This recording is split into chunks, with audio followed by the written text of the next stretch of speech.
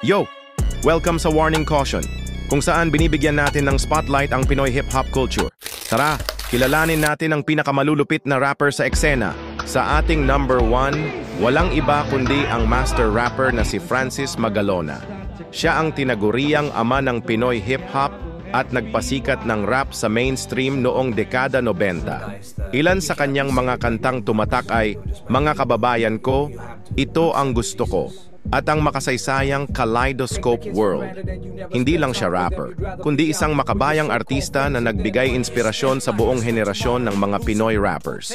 Hanggang ngayon, si Francis M pa rin ang tunay na simbolo ng hip-hop sa Pilipinas. I'm on tour, you can't have peace of mind and ease of your muscle without Jesus in your life, the biggest piece of your puzzle. Kung gusto mo pa ng mas marami pang hip-hop content, huwag kalimutang mag-like, share, at subscribe. Peace out! Yo! Welcome sa Warning Caution, kung saan binibigyan natin ng spotlight ang Pinoy hip-hop culture. Tara, kilalanin natin ang pinakamalulupit na rapper sa eksena. Sa ating number 1, walang iba kundi ang master rapper na si Francis Magalona. Siya ang tinaguriang ama ng Pinoy hip-hop at nagpasikat ng rap sa mainstream noong dekada 90. Ilan sa kanyang mga kantang tumatak ay "Mga Kababayan Ko", "Ito Ang Gusto Ko", at ang makasaysayang Kaleidoscope World. Hindi lang siya rapper, kundi isang makabayang artista na nagbigay inspirasyon sa buong henerasyon ng mga Pinoy rappers.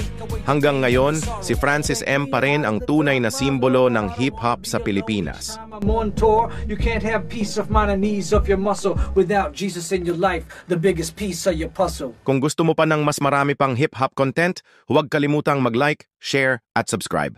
Peace out!